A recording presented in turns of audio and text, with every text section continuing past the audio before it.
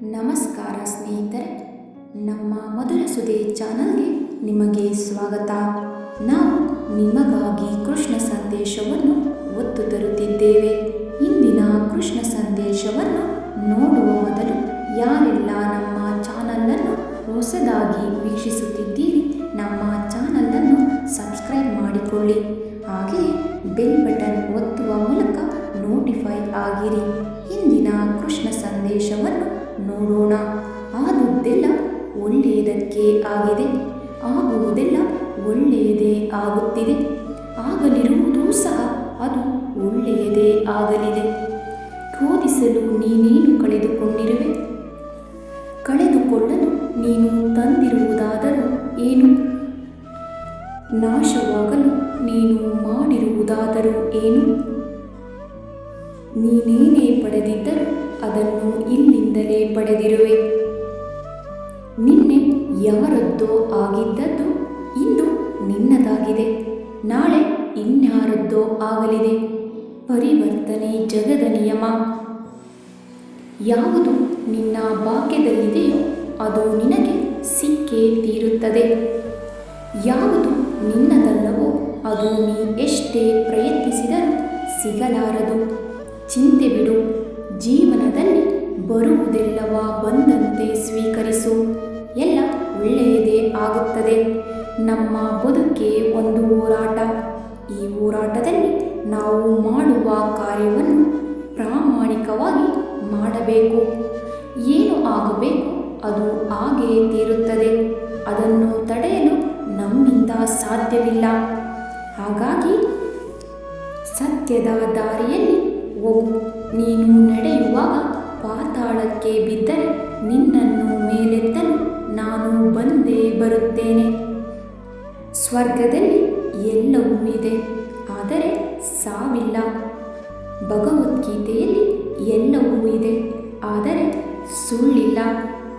ಜಗತ್ತಿನಲ್ಲಿ ಎಲ್ಲವೂ ಇದೆ, ನೆಮ್ಮದಿ ಇಲ್ಲ. ಇವತ್ತಿನ ಎಲ್ಲ ಮಾನವರಲ್ಲಿ ಎಲ್ಲವೂ ಇದೆ, ಆದರೆ ಶಾಂತಿ ಇಲ್ಲ. ಭಗವಂತ ತಡ ಮಾಡಿದರೂ ನ್ಯಾಯ ಮಾಡುತ್ತಾನೆ, ಆದರೆ ಅನ್ಯಾಯ ಮಾಡುವುದಿಲ್ಲ.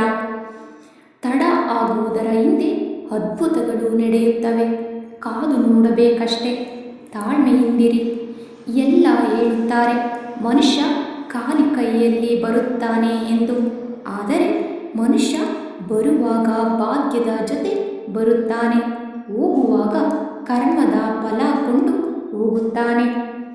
ಕರ್ಮವನ್ನು ಮಾಡು, ಫಲದ ಬಗ್ಗೆ ಯೋಚಿಸಬೇಡ. ಕೆಲಸವನ್ನು ಶ್ರದ್ಧೆಯಿಂದ ಪ್ರೀತಿಯಿಂದ ಮಾಡಿದರೆ ಫಲ ಇಂದಲ್ಲ ನಾಳೆ ದೊರಕಿಯೇ ದೊರಕುತ್ತದೆ.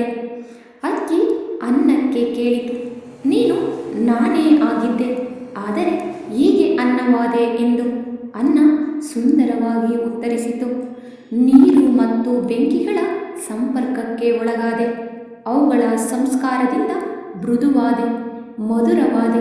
ಅಕ್ಕಿ ಎನ್ನುವ ಭಾವ ಕಳೆದುಕೊಂಡೆ, ಅನ್ನ ಎನ್ನುವ ಭಾವ ಪಡೆದುಕೊಂಡೆ. ಅದೇ ರೀತಿಯಾಗಿ ನಮ್ಮ ಜೀವನದಲ್ಲಿ ಸಜ್ಜನರ ಸಂಘದಿಂದ ನಮ್ಮಲ್ಲಿರುವ ಅಜ್ಞಾನ ತೊಲಗಿ ಪುಣ್ಯಜ್ಞಾನ ಮೋಕ್ಷಗಳೆಂಬ ಮೃದುತ್ವದ ಅನುಭವ ದೊರೆಯುತ್ತದೆ. ಹಾಗಾಗಿ ದೊಡ್ಡ ಮನುಷ್ಯನಾಗುವುದು ಒಳ್ಳೆಯದು, ಆದರೆ ಒಳ್ಳೆಯ ಮನುಷ್ಯನಾಗುವುದು ದೊಡ್ಡ ವಿಷಯ. ದುಃಖದ ಬಗ್ಗೆ ಚಿಂತಿಸತೊಡಗಿದರೆ ಸದಾ ದುಃಖಿಯಾಗಿಯೇ ಉಳಿಯುತ್ತೀಯ.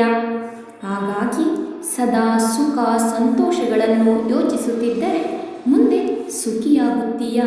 ಏಕೆಂದರೆ ಮನಸ್ಸು ಯಾವುದರ ಬಗ್ಗೆ ಹೆಚ್ಚಾಗಿ ಯೋಚಿಸುವುದೋ ಅದೇ ಸಕ್ರಿಯವಾಗುವುದು. ಪರಮಾತ್ಮನಲ್ಲಿ ಏನನ್ನಾದರೂ ಬೇಡುವುದಾದರೆ ಪರಮಾತ್ಮನನ್ನೇ ಬೇಡು. ಪರಮಾತ್ಮ ನಿನ್ನವನಾದರೆ ಸರ್ವಸ್ವವೂ ನಿನ್ನದೇ.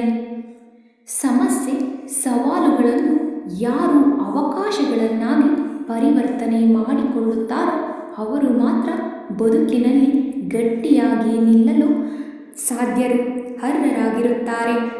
ಹಾಗೆಯೇ ನಮ್ಮ ಜೀವನದಲ್ಲಿ ಯಾವುದೇ ಸಮಸ್ಯೆಗಳು ಬಂದರೂ ಸಹ ಧೈರ್ಯದಿಂದ ಹೋರಾಡಿ, ಎಲ್ಲ ಒಳ್ಳೆಯದೇ ಆಗುತ್ತದೆ.